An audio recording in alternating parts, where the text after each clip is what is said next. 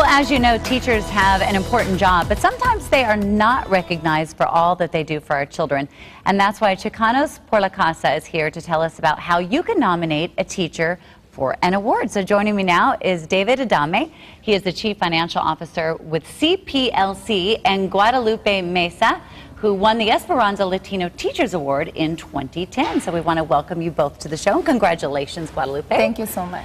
All right, so let's talk about what it is, the Esperanza Latino Teacher Awards. Yes, it's a fantastic event that we do at Chicanos por la Causa. It's our 14th annual. Okay. And what it is really to highlight teachers, those unsung heroes. Right, there's a lot of them out there. Absolutely. You know, my mother was a former educator as well, and we have grown-ups that come up to her and say, hey, how you doing, Mrs. Adame? And so we know the impact that they make, and it's important that we have great teachers out there to help our kids. Well, who can actually be nominated for this? Well, any licensed accredited teacher in the state of Arizona. Okay. And to be nominated, you have to be nominated by a fellow teacher, okay, a principal at your school, or a superintendent. And they have to be Latino?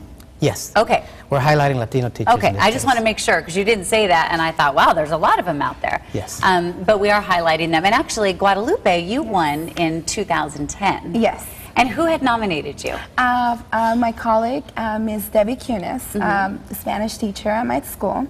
I was very excited and very surprised when she nominated me, and when they come and surprised me in my own room, you know, saying that I won the 2010 Esperanza Award from Chicanos por la Causa. So I was very nervous. What has it been like for you? And I mean, has it changed your world at all? Well, it's been great, you know, having, you know, these kind of interviews, being on TV, and it's been a great experience. And you know, my students saw me in the newspaper too. They bring me the newspaper. They're like, Miss, you're on the newspaper. And it's just good to feel, you know, that, you know, we as teachers sometimes we do this. I believe it's a job from the heart, and you know, have to do it from the heart, right? And you can't do it for the money. Oh no, not the money. Let's just be real, right? Yes. Yes. So if one of my kids' teachers, if they're Latino and I want to nominate them, I can't nominate them, but I can call the superintendent or a principal or something, right? Absolutely. You can be an advocate. You can talk to a teacher or a fellow teacher or another teacher in the school or the principal and say, hey, I want to recognize, and there's a program that could recognize her and give her the recognition and honor that she deserves. So is there like something a little bit special about that teacher? Because, I mean, to be a teacher, you have to, like you said, you know, you have to teach from the heart. And I know you're getting your master's. Yes. So you're really moving on and doing a whole lot more with your education. Yes, indeed. And I'm doing it in Guanajuato, Mexico. I travel each summer. This is going to be my last summer.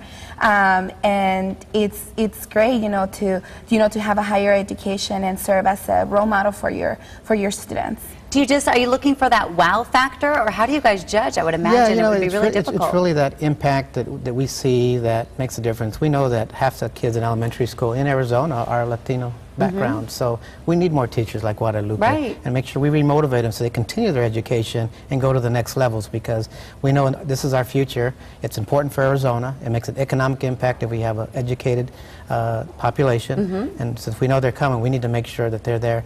And the wow factor is, we just know, if you see the vignettes that are done at these events, they have you crying, and the dedication, and you know, these folks, they consider they're not just students, they're kids, family members, and that's the way they get taught. Right. I know my son is doing a Spanish conversion in first grade, so half of his lessons are going to be in Spanish and half are going to be in English. So maybe he'll have a teacher like you that'll be teaching him. Definitely. You want to teach first grade? No, thank you. I teach high school, and I'm very happy.